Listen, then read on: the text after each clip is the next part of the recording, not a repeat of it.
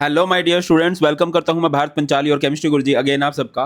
तो ये जो हमारी 20 प्लस इंपॉर्टेंट क्वेश्चन वाली सीरीज है ना, इसने धूम मचा रखी है। बच्चे बिल्कुल फैन हुए बैठे हैं कि सर मजा आ रहा है, हर एक चैप्टर के 20-20 इंपॉर्टेंट क्वेश्चन आंसर हो रहे हैं, एक कॉन्फिडेंस आ रहा है और स्कूल में भी अच्छे मार्क्स आ रहे हैं। तो अब नेक्स्ट चैप्टर है हमारा classification of elements and periodicity in properties. इसके 20 प्लस इंपॉर्टेंट क्वेश्चन करने वाले हैं। इसकी क्विक रीजन की 15 एंड 30 मिनट्स वीडियो मैंने ऑलरेडी अपलोड कर दी है, आप उसको चेकआउट कर सकते हो। आगे बढ़ने से पहले मैं आपको आज के थोड़े से लेक्चर नोट्स दिखा देता हूँ।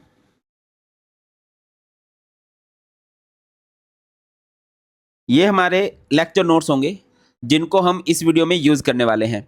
और ये नोट्स आपको बिल्कुल फ्री ऑफ, वैसे तो नोट्स पेड हैं बट आपको बिल्कुल फ्री ऑफ कॉस्ट मिल जाएंगे हमारे टेलीग्राम चैनल पर। हमारे टेलीग्राम चैनल का नाम है भारत पंचाल सर के नाम से टेलीग्राम चैनल है, लिंक आपको डिस्क्रिप्शन में भी मिल जाएगा। बस करना आपको ये है, अपना नाम और अपनी 10th की परसेंटेज बता देनी है। जैसे ही 100 कमेंट्स हो जाएंगे ये लिंक वहाँ पर मिल जाएगा और फ्री ऑफ कॉस्ट आप लोग डाउनलोड कर लेना। खुद से बनाने की जरूरत नहीं, बस पढ़ने की जरूरत है। और अगर आप क्लास 11th के लिए बेस्ट बुक ढूंढ रहे हो तो ओजवाल बुक का सीबीएसई क्वेश्चन बैंक आपकी बहुत हेल्प कर सकता है। यहाँ पर चैप्टर वाइज, टॉपिक वाइज बहुत अच्छे से क्वेश्चन आंसर होते हैं, डिटेल में थ्योरी होती है, रिवीजन नोट्स होते हैं, माइंड मैप्स होते हैं और टॉपर्स बच्चे क्या क्या गलतियां नहीं करते ये भी बताया गया है। इस बुक का लिंक भी आपको डिस्क्रिप्शन में मिल जाएगा। तो चलिए स्टार्ट करते हैं सबसे पहले क्वेश्चन से। What do you mean by the term periodic table? Periodic table होते क्या है? Tabular arrangement of elements in such a way that the elements with similar properties are group together while the elements with different properties are separated from each other. Periodic table क्या होती है?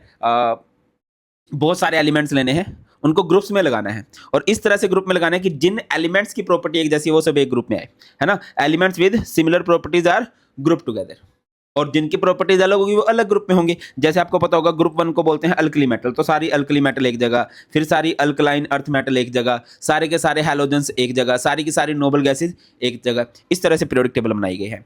अब periodic table को बनाने में बहुत time पे बहुत बहुत साइंटिस्ट आए हैं, जैसे डोबेराइनर आया, न्यूलैंड आया, लोथरमेयर आया, बट सबसे ज़्यादा जो नाम फेमस हुआ ना वो हुआ मेंडलीव भाई का। नेक्स्ट क्वेश्चन बनता है, what is the basic difference in approach between Mendeleev and modern periodic law? Mendeleev के पीरियोडिक टेबल में और मॉडर्न पीरियोडिक टेबल में मेन बेसिक डिफरेंस क्या था? मेंडलीव ने बोला physical and chemical properties of elements are a periodic function of their atomic mass. Elements की जो फिजिकल और केमिकल प्रॉपर्टीज होती हैं वो डिपेंड करती हैं उनके एटॉमिक मास पे।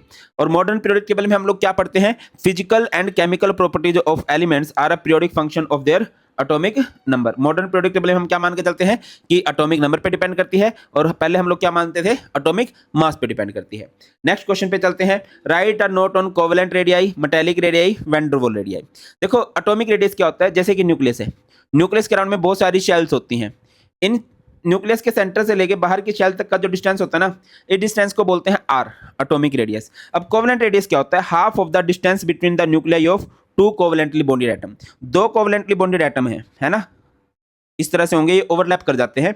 इनके न्यूक्लियस के बीच का जो भी डिस्टेंस होगा, मान लो डी है, तो कोवेलेंट रेडियस क्या हो जाएगा? डी बाय 2, है ना, इंटरन्यूक्लियर डिस्टेंस का हाफ। नेक्स्ट है मेटालिक रेडियाई। मेटल में क्या होता है बेटा? जो एटम्स है ना वो बिल्कुल आजू बाजू हो जाते हैं ऐसे, है ना। इनके बीच का डिस्टेंस मान लेता हूं डी और इसका हाफ कर देंगे। Half of the internuclear distance between two adjacent metal atom, दो एडजेसेंट मेटल एटम है उसका हाफ करना है। नेक्स्ट है वैंडरवॉल। वैंडरवॉल में तो मतलब इनको कोविड हुआ बैठा है एटम्स को। एटम्स बिल्कुल दूर दूर हैं, दूर दूर है, नॉन बॉन्डेड है, उनके न्यूक्लियस के बीच का डिस्टेंस लेना है और उसका हाफ करना है। देखो कोवेलेंट में क्या हुआ? एटम बिल्कुल ओवरलैप कर गए, मेटल में थोड़े पास पास आ गए, वैंडरवॉल में क्या है? दूर दूर चले गए। अगर मैं आपसे एक क्वेश्चन पूछूं कि सबसे छोटा रेडियस कौन सा होता है? कोवेलेंट रेडियस सबसे छोटा आएगा। और सबसे बड़ा साइज किस रेडियस का आएगा? सबसे बड़ा साइज आने वाला है वैंडरवॉल रेडियस का। वैंडरवॉल रेडियस क्या होता है? Half of the distance between the nucleus of two identical non bonded atoms. दो आइडेंटिकल नॉन बॉन्डेड एटम्स लेने हैं, जैसे कि नियोन, नियोन नोबल गैसेज में बहुत फेमस रहता है ये कैलकुलेट करना इस तरह से। कोवेलेंट में भी हो सकता है, जैसे कि HCl है ना, इस तरह से बॉन्ड बन गया। फिर एक और HCl है इस तरह से। नॉन बॉन्डेड एटम्स लेने हैं नेबरिंग मॉलिक्यूल के, या तो नॉन बॉन्डेड एटम लेंगे जैसे नियोन नियोन हो गए, ठीक है, इनके बीच का डिस्टेंस, या फिर दो नेबरिंग मॉलिक्यूल होंगे उनके सिमिलर एटम्स और उनके बीच का डिस्टेंस। बॉन्डेड एटम्स नहीं होते हैं, नॉन बॉन्डेड एटम्स होते हैं, उनके बीच का डिस्टेंस लिया जाता है। अगला क्वेश्चन है, ये बहुत इंपॉर्टेंट क्वेश्चन है, बहुत ज्यादा चांस है कि ये बनेगा। Explain why cations are smaller and anions larger in radii than their parent atom. कि जो कटाइंस होते हैं उनका साइज स्मॉलर होता है, जो अनाइंस होते हैं उनका साइज लार्जर होता है। इसका रीजन क्या है? देखिए एक पेरेंट एटम होती है ना, ए, इसका कुछ भी साइज है। कटाइन कैसे बनता है? By the loss of electron. देखो बेटा जब ये इलेक्ट्रॉन दे देगा तो इसका न्यूक्लियर चार्ज बढ़ेगा, और न्यूक्लियर चार्ज जब बढ़ेगा तो इलेक्ट्रॉन को अट्रैक्ट करेगा, न्यूक्लियर चार्ज पॉजिटिव चार्ज, तो न्यूक्लियस एटम जो थोड़ा श्रिंक कर जाएगा। ऑन दी अदर हैंड जो अनायन बनता है वो बनता है by the gain of electron. जब ये इलेक्ट्रॉन ले लेगा तो इसके पास इलेक्ट्रॉन ज्यादा हो जाएंगे, पॉजिटिव चार्ज कम हो जाएगा, न्यूक्लियर चार्ज कम हो जाएगा। जब न्यूक्लियर चार्ज कम हो जाएगा तो अट्रैक्शन उतनी ज्यादा नहीं होगी, तो साइज इंक्रीज करेगा। मैं सिंपल समझाता हूं, मैं अगर मास का लॉस करने लगूं, धीरे धीरे मैं जिम जाना स्टार्ट करता हूं, धीरे धीरे अपना वजन कम करने लगूं, तो मैं थोड़ा श्रिंक कर जाऊंगा, फिट वाली कैटेगरी में आ जाऊंगा।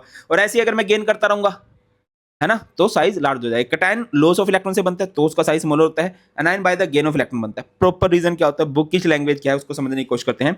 The size of cation smaller than parent atom because cation is formed by the loss of one और मोर इलेक्ट्रॉन। कटायन कैसे बनता है, by the loss of electron that increase, जब वो इलेक्ट्रॉन दे देगा, इलेक्ट्रॉन तो कम हो गए, पॉजिटिव चार्ज ज्यादा हो जाएगा, that increase effective nuclear charge, this increase the force of attraction towards nucleus and thus contraction in size occur. Contraction का मतलब होता है श्रिंक कर जाना, कम हो जाना, घट जाना।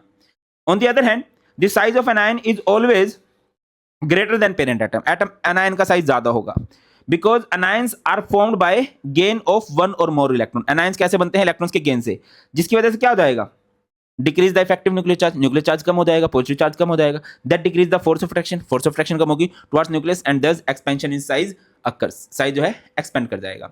नेक्स्ट, अच्छा एक चीज मैं आप लोगों को बताता चलूं, आपसे कई बार पूछ लिया जाता है कि अगर मेरे पास कोई आइसोमर है, सॉरी आइसो इलेक्ट्रॉनिक स्पीसीज है, अगर मेरे पास कोई आइसो इलेक्ट्रॉनिक स्पीसीज है, आइसो इलेक्ट्रॉनिक का मतलब क्या होता है, जिसके पास नंबर ऑफ इलेक्ट्रॉन सेम होते हैं, तो ऐसे केस में जो रेडियाई है, एटॉमिक रेडियाई, वो इनवर्सली प्रोपोर्शनल हो जाएगा इफेक्टिव न्यूक्लियर चार्ज के।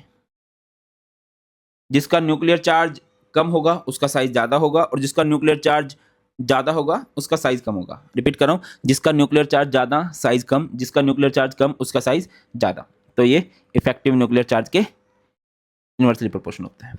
जैसे कि मैं आपसे पूछता हूं, out of F negative and N A positive किसका साइज स्मॉलर होगा। अब इसका एटॉमिक नंबर होता है 9, इसका एटॉमिक नंबर होता है 10, दोनों के सॉरी इसका एटॉमिक नंबर 10 नहीं होता, इसका एटॉमिक नंबर होता है 11। अगर मैं बात करूं दोनों के पास 10 इलेक्ट्रॉन्स है, तो न्यूक्लियर चार्ज इसका ज्यादा है, तो इसका साइज स्मॉलर होगा और इसका साइज लार्जर होने वाला है।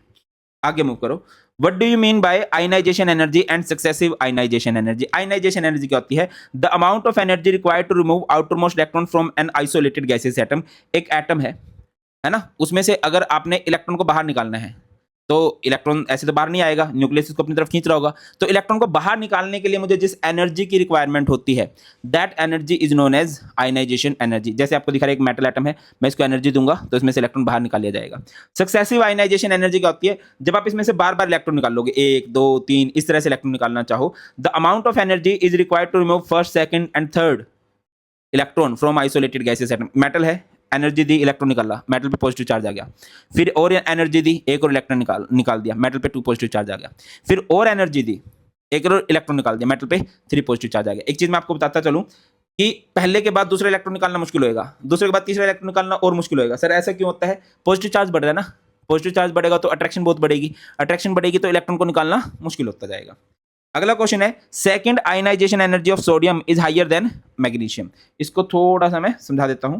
पहले तो मैं फर्स्ट आयनाइजेशन एनर्जी की बात करता हूं, सोडियम है और मैग्नीशियम है। सोडियम का एटॉमिक नंबर क्या होता है, एटॉमिक नंबर होता है 11, मैग्नीशियम का एटॉमिक नंबर होता है 12। कॉन्फ़िगरेशन क्या बनेगी, 1s2 2s2 2p6 3s1। इसकी बात करूं तो 1s2 2s2 2p6 3s2। अगर मैं बात करूं आयनाइजेशन एनर्जी की, ये 2-3 फैक्टर्स पे डिपेंड करती है। Ionisation energy first of all inversely proportional होती है एटॉमिक रेडियाई के, ठीक है। दूसरी बात डायरेक्टली प्रोपोर्शनल होती है इफेक्टिव न्यूक्लियर चार्ज के। अगर कहीं पर पॉजिटिव चार्ज बढ़ता जा रहा है तो आयनाइजेशन एनर्जी बढ़ती जाएगी। तीसरी बात, इफेक्टिव न्यूक्लियर चार्ज हो गया। तीसरी बात आती है स्टेबल कॉन्फ़िगरेशन। अगर कहीं पर भी स्टेबल कॉन्फ़िगरेशन आ जाएगी ना तो इलेक्ट्रॉन निकालना मुश्किल हो जाएगा। तो देखो इस केस में ना ये S2 है, फुली फिल्ड है ना, S फुली फिल्ड हो गया तो इसमें से इलेक्ट्रॉन निकालना मुश्किल हो गया। इसका साइज भी स्मॉलर है, इसका पॉजिटिव चार्ज भी ज़्यादा है, तो पहला इलेक्ट्रॉन निकालना मुश्किल होएगा इसमें से, मैग्नीशियम में से। बट जब आपने एक इलेक्ट्रॉन निकाल लिया, आपने सोडियम में से एक इलेक्ट्रॉन निकाल लिया, Na पे पॉजिटिव आ गया, Mg में से भी एक इलेक्ट्रॉन निकाल लिया, Mg पॉजिटिव आ गया। एक इलेक्ट्रॉन निकालने के बाद कॉन्फ़िगरेशन क्या बनेगी, 1s2 2s2 2p6, और इसकी कॉन्फ़िगरेशन क्या बनेगी, 1s2 2s2 2p6 3s1। अब आपने जब दूसरा इलेक्ट्रॉन निकालना है, वो दूसरा इलेक्ट्रॉन इसके 2p6 में से जाएगा। डी फुली फिल्ड हो चुका है। आई होप आपको पता होगा, एस में मैक्सिमम 2 इलेक्ट्रॉन जाते हैं, पी में मैक्सिमम 6 इलेक्ट्रॉन जाते हैं, डी में मैक्सिमम 10 इलेक्ट्रॉन जाते हैं और एफ में मैक्सिमम 14 इलेक्ट्रॉन जाते हैं। एस में अगर 2 इलेक्ट्रॉन हो गए तो फुली फिल्ड है, तो उसमें से इलेक्ट्रॉन निकालना मुश्किल है। पी में अगर 6 इलेक्ट्रॉन हो गए तो उसमें से ये वाला इलेक्ट्रॉन निकालना मुश्किल है। डी में 10 हो जाए तो 10th इलेक्ट्रॉन निकालना बहुत मुश्किल हो जाता है। सेम यहाँ पर P6 हो चुका है, तो इसमें से इलेक्ट्रॉन निकालना मुश्किल है। यही लिखा भी गया है। क्या लिखा गया है? After the loss of 1 electron Na positive ion acquire stable configuration. ये Na था और ये Na पॉजिटिव है, स्टेबल कॉन्फिगरेशन आ चुकी है। However, it is easy to remove electron from Mg positive ion as it is present in 3s orbital। अगर मैं magnesium में से एक इलेक्ट्रॉन निकाल देता हूं तो इसके पास 3s1 है। ये बात मैंने आप लोगों को बताई भी है। अगले क्वेश्चन पे चलते हैं। Ionisation of energy of nitrogen and phosphorus are found to be large. Nitrogen और फॉस्फोरस में से इलेक्ट्रॉन निकालना बहुत मुश्किल है। अगर मैं नाइट्रोजन की बात करता हूं, नाइट्रोजन का एटॉमिक नंबर होता है 7, कॉन्फिगरेशन होती है 1s2 2s2 2p3। फॉस्फोरस का एटॉमिक नंबर 15 होता है, कॉन्फिगरेशन होती है 1s2 2s2 2p6 3s2 3p3। भैया पी फुली फिल्ड होकर बहुत स्टेबल हो जाता है, हाफ फिल्ड होकर बहुत स्टेबल हो जाता है। तो यहाँ पर ना इनका पी हाफ फिल्ड हो चुका है। पी के आपको पता होगा 6 और 3 ऑर्बिटल होते हैं और पी में 3 इलेक्ट्रॉन हो गए हैं, तो ये हाफ फील्ड हो गया। तो हाफ फील्ड एक सिमेट्री होती है और कोई अपनी सिमेट्री ब्रेक नहीं करना चाहेगा, अपनी स्टेबिलिटी ब्रेक नहीं करना चाहेगा। In nitrogen and phosphorus their p orbital are filled single हो चुके हैं। These atoms acquire extra stability, इनके पास एक्स्ट्रा स्टेबिलिटी है, तो इनमें से इलेक्ट्रॉन निकालना मुश्किल है। Next, ionisation energy of noble gases are found to be high. Noble gases में से इलेक्ट्रॉन निकालना बहुत मुश्किल है। आपने सुना होगा नोबल गैसेज इनर्ट होती हैं, नोबल गैसेज नॉन रिएक्टिव होती है। वो नॉन रिएक्टिव क्यों होती हैं? क्यों वो रिएक्शन करना पसंद नहीं करती? क्योंकि उनमें से इलेक्ट्रॉन निकालना बहुत मुश्किल है। और मुश्किल क्यों है? क्योंकि इनका P6 है, वैलेंस शेल फुली फिल्ड है। Noble gases have fully filled valence shell electronic configuration, है ना। और फुली फिल्ड है तो एक्स्ट्रा स्टेबल है, और जब एक्स्ट्रा स्टेबल है तो इलेक्ट्रॉन कोई क्यों देगा? नेक्स्ट है बेटा, व्हाट इज इलेक्ट्रोनेगेटिविटी। मान के चलो HNA और Cl ने एक कोवलेंट बॉन्ड बनाया, बट Cl इन इलेक्ट्रॉन्स को अपनी तरफ खींच सकता है। इस इलेक्ट्रॉन को खींचने की पावर को ही क्या बोलते हैं? इलेक्ट्रोनेगेटिविटी बोलते हैं। It is the tendency of an atom to attract share pair of electron in a molecule towards itself. आगे बढ़ने से पहले मैं आपसे एक बात पूछना चाहूंगा, तो हमारी पीरियोडिक टेबल, जो मॉडर्न पीरियोडिक टेबल है, इसमें टोटल एलिमेंट्स कितने हैं? एलिमेंट्स बताने आप लोगों ने। अच्छा, अब देखिए, जैसे H और Cl में बॉन्ड बना है, तो Cl इन इलेक्ट्रॉन्स को अपनी तरफ खींच सकता है। Tendency of an atom to attract share pair of electron towards itself. Group की बात करते हैं, डाउन द ग्रुप जाते हुए साइज बढ़ता है, इलेक्ट्रॉन खींचना मुश्किल हो जाता है, तो इलेक्ट्रोनेगेटिविटी घटती है, ग्रुप में घट जाती है। और पीरियड की बात करें, पीरियड में जब हम लेफ्ट राइट जाते हैं, साइज डिक्रीज होता है, पॉजिटिव चार्ज बढ़ता है, इलेक्ट्रॉन को अपनी तरफ खींचना आसान है, तो इलेक्ट्रोनेगेटिविटी इंक्रीज होती है। पीरियोडिक टेबल के डॉन की बात करूं, अगर मैं बात करूं सबसे ज़्यादा इलेक्ट्रोनेगेटिविटी किसकी होती है? वो होती है फोन की, फ्लोरीन, ऑक्सीजन एंड नाइट्रोजन की। अच्छा, नेक्स्ट क्वेश्चन है हमारे पास, consider the isoelectronic species Na positive, Mg2 positive, F negative, O2 negative, the correct order of increasing length of the radii. ये मैंने अभी बताया था, आइसो इलेक्ट्रॉनिक अगर आ जाए तो। नेक्स्ट क्वेश्चन है the order of screening effect. Screening effect वैसे थोड़ी देर में हो जाएगा। स्क्रीनिंग इफेक्ट क्या होता है कि जो मल्टी इलेक्ट्रॉन एटम्स होते हैं, जैसे इसमें बहुत सारे इलेक्ट्रॉन्स हो गए, ठीक है, तो जितनी अट्रैक्शन अंदर के इलेक्ट्रॉन फील कर रहे होंगे ना, ये बाहर वाला नहीं फील कर रहा होगा, ये कम अट्रैक्शन फील कर रहा होगा, क्योंकि अंदर वाले इसको रिपेल मार रहे हैं, अंदर वाले ने एक शील्ड का काम कर दिया, स्क्रीन का काम कर दिया। तो पूछा गया कि सबसे ज्यादा स्क्रीनिंग इफेक्ट किस में होता है? सबसे ज्यादा स्क्रीनिंग इफेक्ट मिलेगा जो न्यूक्लियस के सबसे ज्यादा पास होगा, और सबसे कम होगा जो न्यूक्लियस से जितना दूर होगा। अभी आपको पता होना चाहिए कि न्यूक्लियस के सबसे पास कौन होता है। चलो मैं ही बता देता हूँ। स्क्रीनिंग इफेक्ट सबसे ज्यादा मिलेगा S में, देन P में, देन D में एंड देन F में। ये वाला आपने खुद से करना है। नेक्स्ट क्वेश्चन की तरफ चलते हैं। नेक्स्ट क्वेश्चन है, what do you mean bye diagonal relationship. देखा गया कि जो सेकंड पीरियड के एलिमेंट है, like lithium, beryllium, boron, periodic table तो ऐसे बनाई गई थी कि भाई सेम ग्रुप में होने चाहिए, सेम प्रॉपर्टीज होनी चाहिए, बट ये अपने ग्रुप वालों से सेम प्रॉपर्टी नहीं शो कर रहे थे, वो पड़ोसियों के साथ रिलेशन चल रहे थे उनके, है ना। The element of second period show resemblance with the element of next period and next group place diagonally is called diagonal relationship. भाई लिथियम की जो प्रॉपर्टीज है, पहली बात तो वो नेक्स्ट पीरियड और नेक्स्ट ग्रुप के एलिमेंट के साथ मिल रही है। बेरिलियम की प्रॉपर्टीज नेक्स्ट पीरियड और नेक्स्ट ग्रुप के एलिमेंट के साथ मिल रही है। बोरोन की प्रॉपर्टी सिलिकॉन के साथ मिल रही है, तो इसी को क्या बोलते हैं? Diagonal relationship. नेक्स्ट क्वेश्चन आ जाता है, why the element of second period show anomalous behaviour than the rest element of its group. कि जो सेकंड पीरियड के एलिमेंट है, जो डायगोनल रिलेशनशिप शो कर रहे थे, वो अपने ग्रुप वालों से मिलते जुलते क्यों नहीं होते हैं? इसके कई सारे रीजन हैं। पहला रीजन होता है स्मॉल साइज, पहला एलिमेंट बहुत छोटे साइज का होगा। स्मॉल साइज होगा तो इलेक्ट्रोनेगेटिविटी हाई हो जाएगी, इलेक्ट्रोनेगेटिविटी हाई होने के बाद आयनाइजेशन एनर्जी भी हाई हो जाएगी, और सेकंड पीरियड के लिए डी ऑर्बिटल नहीं बनता, absence of vacant D orbital. Third period से डी ऑर्बिटल आना स्टार्ट करता है, ठीक है। तो सेकंड पीरियड वालों के पास डी ऑर्बिटल भी नहीं होता, ये भी इनके लिए एक मेजर ड्रॉबैक का काम करता है। नेक्स्ट है, how would you justify the presence of 18 element in the fifth period of the periodic table.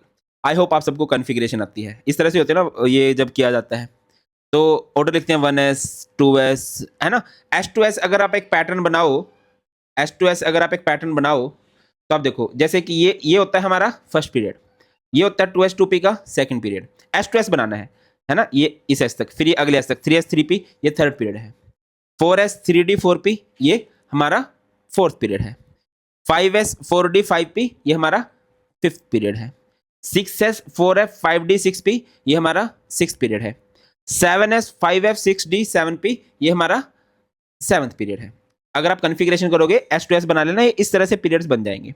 अब फिफ्थ पीरियड में आप देखो क्या क्या आ रहा है, 5s आ रहा है, 4d आ रहा है, 5p आ रहा है। 5s में एक ऑर्बिटल होगा, 2 इलेक्ट्रॉन जा सकते हैं, मतलब 2 एलिमेंट होंगे। 4d डी में 10 इलेक्ट्रॉन जाते हैं, ऑर्बिटल 5 बनते हैं। 5p पी में 6 इलेक्ट्रॉन जाते हैं, ऑर्बिटल 3 बनते हैं। तो ये 2 10 और 6 कितने हो गए, इस तरह से टोटल 18। कई बार क्वेश्चन आ जाता है आप किस तरह से जस्टिफाई करोगे कि जो 6 पीरियड है उसमें 32 एलिमेंट होंगे। आप 6 पीरियड में देखोगे भाई 6s आएगा, भैया कन्फिग्रेशन आती है ना। S2S का डिफरेंस देखो, ये S2S में ये फर्स्ट पीरियड हो गया, ये सेकंड पीरियड, अब 6 पीरियड होएगा। 6s जिसमें 2 इलेक्ट्रॉन जा सकते हैं, 4f जिसमें 14 इलेक्ट्रॉन जा सकते हैं, 5d जिसमें 10 इलेक्ट्रॉन जा सकते हैं, 6p जिसमें 6 इलेक्ट्रॉन, मतलब एलिमेंट ही है ये। 2 14 एंड 2 कितना हो जाएगा, 16 एंड 10 26 एंड 6 32 हो गए ना, 32। बट हमें 18 बताना था। अगला है एक्सप्लेन इलेक्ट्रॉन गेन एंथैल्पी। जैसे इलेक्ट्रॉन निकालना पड़ता है तो हमें एटम को एनर्जी देनी पड़ती है। सिमिलरली अगर मैं किसी एटम को इलेक्ट्रॉन दे दूंगा तो कुछ एनर्जी चेंज होगा, पॉजिटिव हो सकता है, नेगेटिव हो सकता है। जनरली नेगेटिव होता है। नेगेटिव का मतलब क्या है कि डेल्टा एच नेगेटिव होने का मतलब है जनरली एनर्जी रिलीज होती है, कुछ केसेस में एब्जॉर्ब भी हो जाती है। देखिए क्या लिखा गया है, when an electron is added to a neutral gaseous atom. एक न्यूट्रल गैसियस एटम लिया, उसमें इलेक्ट्रॉन आपने ऐड कर दिया to convert into a negative ion. भैया जब एक आइसोलेटेड गैसियस एटम है, न्यूट्रल है, वो कोई इलेक्ट्रॉन लेगा, इलेक्ट्रॉन कौन सा चार्ज लेके आएगा, नेगेटिव चार्ज लेके आएगा, तो उसके ऊपर नेगेटिव चार्ज अपीयर होगा, है ना। The energy change takes place during this process is known as electron gain enthalpy. ये कोई एटम है, इसने एक इलेक्ट्रॉन ले लिया, इलेक्ट्रॉन लेके इस पर नेगेटिव चार्ज आ गया। अब यहाँ पर जो एनर्जी चेंज होगा वो एनर्जी चेंज पॉजिटिव हो सकता है, वो एनर्जी चेंज नेगेटिव हो सकता है। इस एनर्जी चेंज को मैं क्या बोलूंगा भाई, इलेक्ट्रॉन गेन एंथैल्पी। अब एक्सोथर्मिक क्या होता है, those process in which heat is release, तो यहाँ पर डेल्टा एच नेगेटिव आएगा। जो हैलोजेंस होते हैं उनकी नेगेटिव इलेक्ट्रॉन गेन एंथैल्पी होती है। एंडोथर्मिक का मतलब क्या होता है, ऐसी प्रोसेस जहां पर हीट एब्जॉर्ब होती है ना, डेल्टा एच पॉजिटिव आएगा। जो नोबल गैसेज है वो इलेक्ट्रॉन लेना पसंद नहीं करती, अगर मैं धक्के से इलेक्ट्रॉन दूंगा तो वो नहीं लेंगे, उनको जरूरत ही नहीं है, तो ऐसे केसेस में डेल्टा एच जो है पॉजिटिव हो जाता है। आगे है noble gases have large positive electron gain enthalpy. देखो भैया इलेक्ट्रॉन उसको दिया जाना चाहिए जिसको जरूरत है, अगर बिना जरूरत के किसी को दोगे तो वो नहीं लेगा और ना वो एनर्जी देगा। Noble gases have completely filled valence shell configuration, so they have no affinity for electron, उनका इलेक्ट्रॉन के लिए कोई लव नहीं है। Because of inter electronic repulsion addition of electron is an endothermic process, so energy is needed. देखो noble gases fully filled है, electron के लिए जगह ही नहीं है, वो लेना नहीं चाहते, रिपेल मार रहे हैं। तो अगर आप स्टील इलेक्ट्रॉन दोगे ना तो आपको एनर्जी भी देनी पड़ेगी, और जब एनर्जी देनी पड़ती है सिस्टम को, एक एटम को, तो एंडोथर्मिक प्रोसेस है तो डेल्टा एच पॉजिटिव आएगा। अगला है chlorine have more electron negative gain enthalpy. ये बड़ा फंडा रहता है कि जैसे नाइट्रोजन है, फॉस्फोरस है, ऑक्सीजन है, सल्फर है, फ्लोरीन है, क्लोरीन है। रूल्स के अकॉर्डिंग इनकी इलेक्ट्रॉन गेन एंथैल्पी ज़्यादा होनी चाहिए क्योंकि इनका साइज स्मॉलर है, न्यूक्लियर चार्ज ज़्यादा है, अट्रैक्शन बहुत ज़्यादा शो करेंगे छोटे साइज की वजह से। बट हर केस में देखा गया ये जीत जा रहे हैं, इनकी इलेक्ट्रॉन गेन एंथैल्पी ज़्यादा होती है। यहाँ पर क्लोरीन के बारे में पूछा गया तो मैं थोड़ा सा क्लोरीन के बारे में डिटेल में बताता हूँ, बट आप क्लोरीन के आंसर से इन दोनों को भी रिलेट कर लेना। Due to small size of fluorine the incoming electron experience repulsion from other electron, while in chlorine due to larger size of 3p orbital the repulsion is much less, hence electron gain enthalpy of chlorine is more negative than fluorine। क्या कहना चाह रहा हूं मैं, जो fluorine है, fluorine का size बहुत छोटा है, एक इलेक्ट्रॉन आ गया, इलेक्ट्रॉन आना चाहता है, न्यूक्लियस इसको खींच रहा है अपनी तरफ, बट यहाँ पर ना छोटी सी जगह में बहुत सारे इलेक्ट्रॉन्स हैं, वो बहुत सारे इलेक्ट्रॉन क्या करेंगे, उस इनकमिंग इलेक्ट्रॉन को रिपेल मारेंगे, और रिपल्शन से एंडोथर्मिक प्रोसेस होती है, एनर्जी कम हो जाती है। ऑन दी अदर हैंड अगर मैं क्लोरीन की बात करूं, क्लोरीन का साइज थोड़ा बड़ा है, न्यूक्लियस उतनी अट्रैक्शन नहीं शो कर रहा बाहर के इलेक्ट्रॉन को, वो इतना नहीं खींच पा रहा जितना ये खींच पा रहा है। यहाँ पे न्यूक्लियस ज्यादा अट्रैक्शन शो कर रहा था, बट क्योंकि स्मॉल साइज था तो इलेक्ट्रॉन रिपेल मार रहे थे, बट इसके इलेक्ट्रॉन क्या खुले खुले बैठे हुए हैं, इसके इलेक्ट्रॉन इनकमिंग इलेक्ट्रॉन को रिपेल नहीं कर रहे, तो जिसकी वजह से इसकी इलेक्ट्रॉन गेन एंथैल्पी ज्यादा हो जाती है। रिपीट करूं, फ्लोरीन और क्लोरीन है, फ्लोरीन इलेक्ट्रॉन को अट्रैक्ट कर रहा है, क्लोरीन इलेक्ट्रॉन को अट्रैक्ट कर रहा है, बट क्योंकि फ्लोरीन का साइज बहुत छोटा है तो जो फ्लोरीन के ऑलरेडी प्रेजेंट इलेक्ट्रॉन है, जो फ्लोरीन के खुद के इलेक्ट्रॉन है, वो इनकमिंग इलेक्ट्रॉन को भाग, हम पहले वीडियो में बैठे हैं तो कहां से आएगा, तो जहां पर भी रिपल्शन हो जाती है एनर्जी कम हो जाती है। क्लोरीन के केस में क्योंकि साइज लार्जर था तो ऑलरेडी प्रेजेंट इलेक्ट्रॉन ने रिपल्शन शो नहीं की, इस वजह से, बस ये है। ठीक है। Chlorine due to larger size of 3p orbital the repulsion is much less, hence the electron gain enthalpy of chlorine is more negative. अगला है what would be the IUPAC name and symbol for the element. I think आपको पता होगा, 0 को नील बोलते हैं, 1 को अन बोलते हैं, 2 को बाई बोलते हैं, 3 को ट्राई बोलते हैं, 4 को क्वाड बोलते हैं, 5 को पेंट, 6 को हेक्स, 7 को हेप्ट, 8 को ओक्ट, 9 को एन। सिंबल की बात करें, इसको एन दिया जाता है, अन यानी u, bi b, tri t, quad q, pent p हो जाएगा, हेक्स एच, सेप्ट एस, ये ओ और ये ई। आपको 120 का नाम करना है। 120, 1 यानी अन, 2 यानी बाई, 0 यानी नील और ईएम आ जाएगा। ये देखिए बहुत बड़े साइज के एटम्स हो जाते हैं तो पॉजिटिव भी बनते हैं ये, तो इनके नाम के लास्ट में ईएम ईएम यूज होना स्टार्ट हो जाता है। 118 की बात कर दो तो अन अन, 8 को बोल देंगे ओक्टियम, 1 2 3 को क्या बोल देंगे अन, 2 को बोलेंगे बाई, 3 को बोलेंगे ट्राई ईएम, है ना। और सिंबल यहाँ से क्या आ जाएगा, पहले वाला नाम उठा लेना यूबीटी। 104 को अन, 0 को नील और 4 को क्वाड ईएम। अब आप लोगों ने कमेंट सेक्शन में मुझे बताना है 143 का क्या नाम होगा। अगले क्वेश्चन पे चलते हैं। नेक्स्ट क्वेश्चन है write down the electronic configuration of S P D and F block elements. यहां से क्वेश्चन बन सकता है। एस ब्लॉक की जनरल कॉन्फ़िगरेशन होती है NS122, पी ब्लॉक की जनरल कॉन्फ़िगरेशन होती है NS2 NP126, डी ब्लॉक की जनरल कॉन्फ़िगरेशन होती है NS, एस में 0 to 2 जाएंगे, N-1 D 1 to 10, डी में 1 to 10 इलेक्ट्रॉन जा सकते हैं। एफ ब्लॉक में क्या होगा NS2 N-1 D 0 to 1। इसमें बच्चे कंफ्यूज हो जाते हैं, इसमें कंफ्यूज मत होना, सिंपल याद रखना, डी में 0 से 1 ही जाएगा, ठीक है। और N-2 F1 to 14। अच्छा एक चीज मैं बताता चलूं, जो एस और पी ब्लॉक के एलिमेंट होते हैं इनमें जो इलेक्ट्रॉन जाया करता है वैलेंस शेल में जाता है। वैलेंस का मतलब होता है आउटर मोस्ट शेल में, एन में। डी में जब भी इलेक्ट्रॉन जाएगा वो जाएगा पेनल्टीमेट में। पेनल्टीमेट का मतलब क्या होता है N-1। इसमें इलेक्ट्रॉन कहां जा रहा है भाई, N-1 में जा रहा है। और जो एफ ब्लॉक है, एफ ब्लॉक में इलेक्ट्रॉन कहां जाएगा, एंटी पेनल्टीमेट में। एंटी पेनल्टीमेट मतलब N-2, N-2 जो N बड़ी शेल है उसमें इलेक्ट्रॉन जाएगा, उससे 2 कम में जाएगा। अगला है assign the position of the element having outer electronic configuration NS2 NP4 N = 3। यानी कि ये क्या हो गया 3S2 3P4। अब लास्ट इलेक्ट्रॉन P में गया है तो भाई ये P ब्लॉक का एलिमेंट है। पीरियड देखा जाता है S से, पीरियड हो जाएगा 3। और ग्रुप अगर P ब्लॉक का एलिमेंट है तो उसमें 12 जोड़ दो प्लस P के इलेक्ट्रॉन, 12 + 4 कितना हो जाएगा 16। क्लियर है, इस तरह से हो जाएगा ये। P ब्लॉक हो जाएगा पीरियड 3 और ग्रुप हो जाएगा 16। इधर आ जाओ, N-1 D2 NS2, N की वैल्यू 4 है यानी कि हो जाएगा 4S2 और 3D2। लास्ट इलेक्ट्रॉन डी में गया है तो डी ब्लॉक का एलिमेंट है। पीरियड देखा जाता है एस की वैलेंस शेल से, एस यहाँ पर 4th शेल रिप्रेजेंट कर रहा है तो पीरियड हो जाएगा 4। और ग्रुप कैसे देखा जाता है, डी के केस में एस और डी दोनों के इलेक्ट्रॉन को जोड़ दो तो ये क्या हो जाएगा, ग्रुप यहाँ पर 4 हो जाएगा। ठीक है बेटा, इसकी ऑलरेडी रिवीजन वीडियो मैंने बना रखी है। स्टिल बोल लोगे 44 मिनट्स की मैं सोच रहा हूँ, एक 44 मिनट्स रिवीजन सीरीज मैंने स्टार्ट किया और बच्चे बहुत पसंद कर रहे हैं उसको भी। आप बोलोगे तो मैं एक 44 मिनट की रिवीजन वीडियो दोबारा से अपलोड कर दूंगा जिससे थोड़ा और डिटेल में आपको ये कंसेप्ट भी समझ में आ जाएंगे। और अगर आप बोलोगे कि नहीं सर 44 मिनट नहीं, हमें तो डिटेल्ड वन शॉट ही चाहिए, तो भैया डिटेल वन शॉट डाल देंगे, हमें क्या दिक्कत है, आपकी फरमाइश आंखों पर। आगे बढ़ते हैं। नेक्स्ट है N-1 to F7 N-1 D NS2 यानी और N6 है, ये हो गया 6S2 5D1 एंड 4F7। तो सबसे पहली बात तो एफ ब्लॉक का एलिमेंट होगा, ये एफ ब्लॉक का एलिमेंट होगा। और पीरियड जो है इनका क्या रहेगा भाई, पीरियड हमारा फिक्स रहेगा, period period period period S को देखा जाएगा 6 हो जाएगा। और ग्रुप एफ ब्लॉक वालों का फिक्स रखा गया है, थर्ड ग्रुप में रखते हैं एफ ब्लॉक वालों को। नेक्स्ट क्वेश्चन है show by a chemical reaction with water that Na2O is basic oxide and Cl2O7 is an acidic oxide. देखिए आप कैसे रिप्रेजेंट करोगे कि कोई एक बेसिक सब्सटेंस है या कोई एक एसिडिक सब्सटेंस है, उसको पानी के साथ ट्रीट कर दो। अगर एक बेस फॉर्म हो रहा है, क्योंकि पानी तो न्यूट्रल है, तो अगर बेस फॉर्म हो रहा है इट मीन्स वो सब्सटेंस बेसिक था, और एसिड फॉर्म हो रहा है तो वो सब्सटेंस एसिडिक था। और एसिड बेस कैसे देख सकते हो, पीएच पेपर लिया जा सकता है, लिटमस पेपर लिया जा सकता है ना, पीएच स्केल से पता चल जाएगा। Na2O with water forms a strong base whereas Cl2O7 forms a strong acid। ये Na2O है, आपने इसको वाटर के साथ ट्रीट किया, NaOH सोडियम हाइड्रोक्साइड एक फेमस बेस है। Cl2O7 को वाटर के साथ ट्रीट किया तो यहाँ पर बन जाएगा HClO4 हाइड्रोक्लोरिक एसिड बोलते हैं इसको, जो कि एक स्ट्रॉन्ग एसिड है। Are the oxidation state and covalency of aluminium in AlClH2O5 2+ same? नहीं।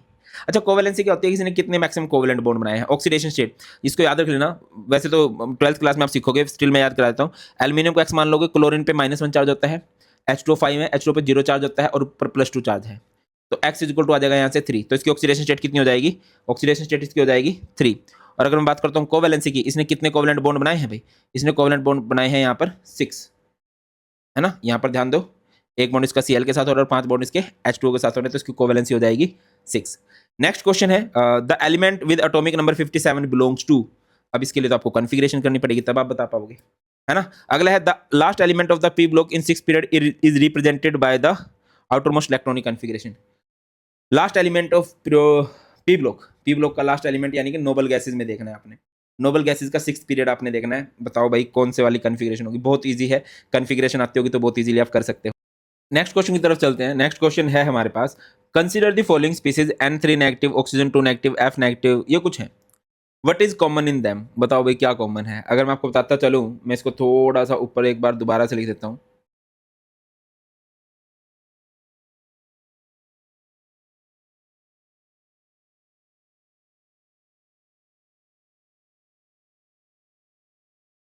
नाइट्रोजन का एटॉमिक नंबर कितना होता है 7, ऑक्सीजन का एटॉमिक नंबर 8, फ्लोरीन का 9, सोडियम का 11, मैग्नीशियम का 12, एल्यूमिनियम का 13, है ना। इसका एटॉमिक नंबर 7 है, -3 यानी कि 3 इलेक्ट्रॉन ज़्यादा हो गए तो +3 कर दोगे 10 हो जाएगा, 8 -2, 2 चार्ज दिया -2 यानी कि 2 इलेक्ट्रॉन इसमें प्लस करोगे, इस पे भी 10, इस पे भी 10, 11 है, इस पे प्लस चार्ज है, प्लस मतलब प्रोटॉन ज़्यादा हो चुके हैं, इलेक्ट्रॉन कम हो चुके हैं, 1 इलेक्ट्रॉन कम हुआ है।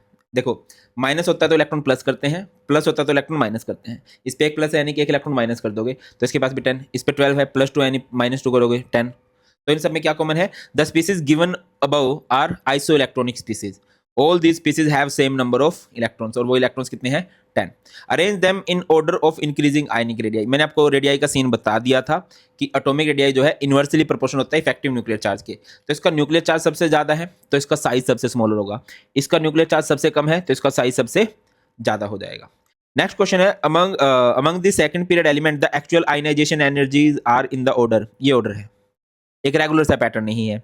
Beryllium has higher ionization enthalpy, ये है H1 का मतलब होता है first ionization enthalpy, then boron, ये दिख रहा होगा आपको, ये बेरिलियम है, ये बोरोन है, जबकि बेरिलियम पहले आता है फिर बोरोन आता है अगर आप पीरियड में बात करते हो, बट बोरोन की आयनाइजेशन एनर्जी कम है, बेरिलियम की ज्यादा है। मैंने आपको बताया ना आयनाइजेशन एनर्जी 2-3 फैक्टर पर डिपेंड करती है, उसमें से एक फैक्टर होता है स्टेबल कॉन्फ़िगरेशन, ठीक है। तो फंडा क्या हो जाता है भाई, बोरोन बेरिलियम की कॉन्फ़िगरेशन क्या बनती है, ये रही बेरिलियम की कॉन्फ़िगरेशन, ये रही हमारे पास बेरिलियम की कॉन्फ़िगरेशन, ये हमारे पास बोरोन की कॉन्फ़िगरेशन। अगर आप देखो इसका जो S है वो फुली फिल्ड हो चुका है और फुली फिल्ड में से इलेक्ट्रॉन निकालना मुश्किल है। In case of beryllium the valence electron is to be removed from 2s orbital while in boron it is to be removed from 2p orbital, therefore more energy is required to remove from fully filled 2s orbital than 2p orbital. अगला है oxygen has lower value of first ionization energy than nitrogen and fluorine, oxygen की value nitrogen और fluorine से कम है, ऐसा क्यों है। देखिए अगर मैं ऑक्सीजन और नाइट्रोजन को कंपेयर करूं, इसकी कॉन्फ़िगरेशन है 2s2 2p4, इसकी कॉन्फ़िगरेशन है 2s2 2p3, तो यहां पर नाइट्रोजन क्यों जीत गया, क्योंकि p हाफ फील्ड हो गया, एक्स्ट्रा स्टेबल हो गया। और अगर फ्लोरीन के केस में बात करूं तो ऑक्सीजन और फ्लोरीन में से फ्लोरीन क्यों जीत गया, इसका p4 है, इसका p5 है, इसका एटॉमिक नंबर 8 है, इसका एटॉमिक नंबर 9 है, इसका न्यूक्लियर चार्ज ज्यादा हो गया, पॉजिटिव चार्ज जब ज्यादा होता है ना तब भी इलेक्ट्रॉन को निकालना मुश्किल हो जाता है। The electronic configuration of nitrogen is, ये रही 1s2 2s2 2p3 and all its p orbital are singly occupied, it has a stable configuration as compared to oxygen, oxygen के पास ऐसी कुछ होती है, ठीक है, p में 4 है। as a result removal of electron from nitrogen atom requires higher ionization energy, in case of fluorine atom the effective nuclear charge, इसका न्यूक्लियर चार्ज ज्यादा है फ्लोरीन के केस में ना, इफेक्टिव न्यूक्लियर चार्ज बढ़ जाता है, इस वजह से उसमें से इलेक्ट्रॉन निकालना मुश्किल है। अगला क्वेश्चन आ जाता है हमारे पास, list the various factors on which value of electronegativity depends, वो कौन कौन से फैक्टर्स हैं जो इलेक्ट्रोनेगेटिविटी को अफेक्ट करते हैं। सबसे पहला साइज, इलेक्ट्रोनेगेटिविटी मतलब इलेक्ट्रॉन को खींचना, और इलेक्ट्रॉन को खींचना मुश्किल कब हो जाएगा, जब साइज बढ़ेगा, तो electronegativity is inversely proportional to size, directly proportional to effective nuclear charge. Screening effect में बात करें तो inversely proportional to screening effect. Percentage of s character, s character बहुत इंपॉर्टेंट फंडा होता है, ये आपको केमिकल बॉन्डिंग में समझ में आएगा, ऑर्गेनिक में भी समझ में आएगा। एस कैरेक्टर, एस ऑर्बिटल होता है ना न्यूक्लियस के पास होता है, तो जिसके पास एस कैरेक्टर ज्यादा है मतलब वो न्यूक्लियस के बहुत पास है, और न्यूक्लियस के पास है तो उसमें पावर होगी न्यूक्लियस वाली, और न्यूक्लियस वाली पावर ज्यादा होगी तो इलेक्ट्रॉन खींचने की पावर ज्यादा हो जाएगी, तो electron activity is directly proportional to percentage of s character. Repeat कर रहा हूँ, electronegativity inversely proportional to size होती है, directly proportional to nuclear charge, inversely proportional to screening effect and directly proportional to s correct है। अगला है why do elements in the same group have similar physical and chemical properties. हम बोलते हैं ना कि एलिमेंट्स को टेबुलर फॉर्म में अरेंज करते हैं, तो टेबुलर फॉर्म में अरेंज करते हैं इस तरह से कि जिनकी प्रॉपर्टी सेम है वो सेम ग्रुप में हो, इस तरह से अरेंज करते हैं। हाँ सर, इस तरह से अरेंज करते हैं। अब सेम ग्रुप में सेम प्रॉपर्टीज किस तरह से हो जाती हैं, इसका सिंपल सा रीजन होता है configuration. Elements present in the same group have similar outer shell configuration and therefore they have similar physical and chemical properties. उनकी फिजिकल और केमिकल प्रॉपर्टीज भी सेम हो जाती हैं, सिमिलर कॉन्फ़िगरेशन की वजह से फिजिकल एंड केमिकल प्रॉपर्टीज भी सेम। अगला है assign the group period and block for element with following atomic number. Z is equal to 9 है, कॉन्फ़िगरेशन कर लोगे, लास्ट इलेक्ट्रॉन P में गया है तो इसका ब्लॉक P हो जाएगा। पीरियड कैसे पता चलता है, S को देखते हैं, सेकंड पीरियड हो जाएगा। ग्रुप P के लिए क्या रूल है, अगर P ब्लॉक है तो पीरियड का क्या रूल है, P के इलेक्ट्रॉन प्लस 12 यानी कि 17। एक का अटोमिक नंबर 29 है, अटोमिक नंबर 29 होता है कॉपर का, कॉन्फ़िगरेशन क्या बनेगी AR 18 4s1 3d 10। Last electron D में गया तो D ब्लॉक का है ये। पीरियड देखा जाता है S की वैलेंस शेल, S की वैलेंस शेल है 4 तो फोर्थ पीरियड हो गया। ग्रुप कैसे देखा जाता है, D ब्लॉक के केस में D के और S के इलेक्ट्रॉन जोड़ देते हैं। अगर किसी का atomic number 11 last electron S में गया तो S ब्लॉक हो गया। और पीरियड कौन सा होएगा, S की वैलेंस शेल देखी जाती है थर्ड पीरियड। और ग्रुप कौन सा होएगा, S में जितने इलेक्ट्रॉन है 1। 25 है, कॉन्फ़िगरेशन बनेगी 4s2 3d5, last electron D में गया तो D ब्लॉक का एलिमेंट हो गया। उसके बाद अगर मैं देखता हूँ S की वैलेंस शेल क्या है, फोर्थ है तो इसका पीरियड फोर्थ हो जाएगा। और D के लिए रूल क्या है ग्रुप बताने का, इलेक्ट्रॉन S के और D के जोड़ दो, S के 2 इलेक्ट्रॉन है, D के 5 इलेक्ट्रॉन है 7। अगर किसी का एटॉमिक नंबर 18 है तो ये आ जाएगा 3s2 3p6। ये कॉन्फ़िगरेशन मैटर करती है। लास्ट इलेक्ट्रॉन P में गया तो P ब्लॉक का है। और पीरियड कौन सा होगा, जो S की वैलेंस शेल है, S की सबसे बड़ी शेल है 3, थर्ड पीरियड हो गया। ग्रुप कैसे पता चलता है, P के लिए P के इलेक्ट्रॉन उसमें 12 जोड़ दो। देखो P के हमने जितने भी केस करे हैं, P के लिए क्या रूल है, इलेक्ट्रॉन जितने भी हैं P में उसमें 12 जोड़ देना है। D के लिए क्या रूल है, S के इलेक्ट्रॉन और D के इलेक्ट्रॉन जोड़ दो तो हमें ग्रुप पता चलता है। और S के लिए कोई रूल नहीं है, S के इलेक्ट्रॉन ही ग्रुप बता देते हैं। अगला क्वेश्चन है, छोटी क्लासेस से पढ़ते आ रहे हो, list the major differences between metals and non metals. Metal electropositive होती है, नॉन मेटल इलेक्ट्रोनेगेटिव होती हैं। मेटल्स मैलिएबल होती हैं, ये नॉन मैलिएबल होती हैं। मैलिएबल समझते हो ना, पीठ के चादर बना सकते हैं। मेटल डक्टाइल होती हैं, नॉन डक्टाइल होती हैं। गुड कंडक्टर होती हैं हीट एंड इलेक्ट्रिसिटी की, ये नहीं होती। They are sonorous, they are not sonorous. अगला क्वेश्चन है, which of the following will have the most electronegative most negative electron gain enthalpy and which the least negative. Explain your answer. Phosphorus, sulphur, chlorine, fluorine. तो भैया most का तो मैं सीधा सा answer कर देता हूँ, मोस्ट का आंसर आएगा यहाँ पर क्लोरीन। Very good. और लिस्ट का आएगा यहाँ पर phosphorus. Most negative electron gain enthalpy chlorine की ही होती है, ठीक है। अब देखिए, electron gain enthalpy becomes more negative, negative कब हो जाती है, जब हम लेफ्ट राइट जाते हैं, तो इस वजह से तो क्लोरीन की सबसे ज्यादा होगी। And becomes less negative down the group, और डाउन द ग्रुप जाने पे इलेक्ट्रोनेगेटिविटी कम नेगेटिव होती जाती है। ये किया था ना, इलेक्ट्रोनेगेटिविटी क्यों बोल रहा हूँ मैं, electron gain enthalpy. Electron gain enthalpy का क्या फंडा है, लेफ्ट राइट जाते हुए इंक्रीज करती है, डाउन द ग्रुप जाते हुए डिक्रीज करती है। ये एक जनरल ट्रेंड है, एक दो एक्सेप्शन होते हैं बट जनरल ट्रेंड यही है, ठीक है। यही लिखा है आपने, electron gain enthalpy becomes bore electron gain enthalpy becomes more negative across a period and becomes less negative down a group. Addition of an electron to 2p orbital leads to greater repulsion than adding an electron to larger 3p orbital. अच्छा, ये भैया fluorine का थोड़ा exceptional behaviour क्यों होता है, मैंने भी बताया था। फ्लोरीन का साइज स्मॉलर है, फ्लोरीन का साइज क्या है, स्मॉलर है। स्मॉलर है तो इलेक्ट्रॉन को ऐड करना थोड़ा मुश्किल होता है। तो यहाँ पर कंपटीशन किस किस में है, फॉस्फोरस में, सल्फर में, क्लोरीन में। पहले तो इनमें है, तो लेफ्ट राइट जाते हुए यहाँ पर क्लोरीन जीत जाएगा। क्लोरीन जीत गया, हाई वाला केस, तो क्लोरीन आपने लिख दिया मोस्ट इलेक्ट्रोनेगेटिव, ये लिखा भी हुआ है, क्लोरीन इज मोस्ट इलेक्ट्रोनेगेटिव। और लिस्ट में बात करें तो लिस्ट में क्या हो जाएगा, फॉस्फोरस। सर फॉस्फोरस क्यों हुआ, फ्लोरीन क्यों नहीं हो गया, भैया फ्लोरीन में रिपल्शन इतनी भी ज़्यादा नहीं हो गया कि वो फॉस्फोरस से हार जाए। फ्लोरीन सिर्फ क्लोरीन से हारता है, बाकी इन दोनों से जीतेगा, फॉस्फोरस और सल्फर से। तो बेटा ये है। अच्छा आगे भी है, using the periodic table predict the formula of compound which might be formed by the following pair of elements, silicon and bromine. Silicon की अगर मैं वैलेंसी की बात करूं तो 4 होती है, ग्रुप 14 का एलिमेंट है, इसकी वैलेंस शेल में 4 इलेक्ट्रॉन है। ब्रोमीन की वैलेंस शेल में 7 इलेक्ट्रॉन है, तो ये सिर्फ 1 इलेक्ट्रॉन लेना पसंद करेगा, तो इसकी वैलेंसी होगी 1। तो एक क्रिस क्रॉस हो जाएगा, तो ये क्या बन जाएगा, SiBr4। एल्यूमिनियम और सल्फर की बात करो, एल्यूमिनियम ग्रुप 13 का एलिमेंट है, तो इसकी वैलेंसी होगी 3। और सल्फर की बात करूँ, सल्फर की वैलेंस शेल में 6 इलेक्ट्रॉन है, तो 6 देना तो पसंद नहीं करेगा, 2 इलेक्ट्रॉन लेना पसंद करेगा, तो उसकी वैलेंसी हो जाएगी 2। तो क्रिस क्रॉस हो गए, ये क्या बन जाएगा Al2S3। अगला question, the first ionization energy value of third period elements sodium magnesium and silicon are this and this. ये वैल्यू दे रखी है 496, 737, 786। Predict whether the first ionization enthalpy value for aluminium will be more close to 575 or 760 kilojoule पर मोल। Justify your answer कि aluminium की value कहाँ पर होगी। देखो बेटा, ये होता है सोडियम, सोडियम के बाद आता है मैग्नीशियम, मैग्नीशियम के बाद आता है एल्यूमिनियम, एल्यूमिनियम के बाद आता है सिलिकॉन। तो मैग्नीशियम की आयनाइजेशन इंथैल्पी थोड़ी सी ज़्यादा इसीलिए होती है क्योंकि इसका एस जो है वो एस को न्यूक्लियस ज़्यादा अपनी तरफ खींच के रखता है, और दूसरा यह है कि इसका एस जो है फुली फिल्ड भी है। एस फुली फिल्ड हो गया तो इसमें से इलेक्ट्रॉन निकालना मुश्किल है, इसमें से इलेक्ट्रॉन निकालना ईजी होता है। क्या लिखा गया है, it will be more close to 575। जो एल्यूमिनियम है इसकी आयनाइजेशन एनर्जी 575 हो जाएगी। रीजन क्या है, the ionization energy for aluminium should be lower than that of magnesium. इसकी आयनाइजेशन एनर्जी मैग्नीशियम से कम होनी चाहिए। क्यों होनी चाहिए, because of effective shielding of 3p electron from the nucleus by 3s electron. क्योंकि जो 3p के इलेक्ट्रॉन है, एल्यूमिनियम के इलेक्ट्रॉन 3p में जाएंगे और उनको न्यूक्लियस की तरफ खिंचाव महसूस नहीं होने देगा। कौन खिंचाव महसूस नहीं होने देगा, मैग्नीशियम। मैग्नीशियम क्या करेगा, मैग्नीशियम का जो 3s है वो शील्ड करके रखेगा। आप मेरी बात समझ रहे हो, 3s के इलेक्ट्रॉन को न्यूक्लियस अपनी तरफ खींच रहा है, इलेक्ट्रॉन अपनी तरफ खींच रहा है न्यूक्लियस, तो उसमें से इलेक्ट्रॉन को निकालना क्या है, मुश्किल है।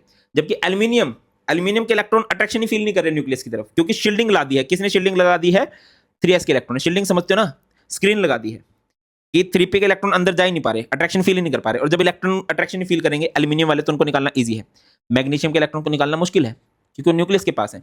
एल्यूमिनियम के इलेक्ट्रॉन को निकालना ईजी है क्योंकि वो न्यूक्लियस की तरफ खिंचाव महसूस नहीं कर रहे।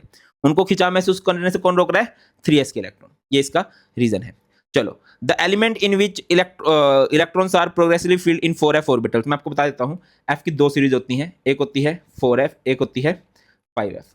4f को बोलते हैं लेंथेनॉइड एंड 5f को बोलते हैं एक्टिनॉइड। अब आपने एक कमेंट सेक्शन में बताना है which of the following is the correct order of the size of given species. ये तो बहुत ईजी है, एक न्यूट्रल है, एक कटायन है, एक अनायन है। अब न्यूट्रल में, कटायन में, अनायन में किसका साइज लार्जर होता है, किसका स्मॉलर होता है, ये मैंने आपको ऑलरेडी बता दिया। ये आप कमेंट सेक्शन में बता सकते हो। तो ये हमारे पूरे का पूरा चैप्टर और ये नोट्स आपको मिल जाएंगे टेलीग्राम चैनल पे, जो कि भारत पंचाल सर के नाम से है। लिंक आपको डिस्क्रिप्शन में मिल जाएगा। तो बहुत जल्द मिलते हैं, बहुत ख्याल रखिए। God bless you all, please take care. जय हिंद, प्लीज टेक केयर।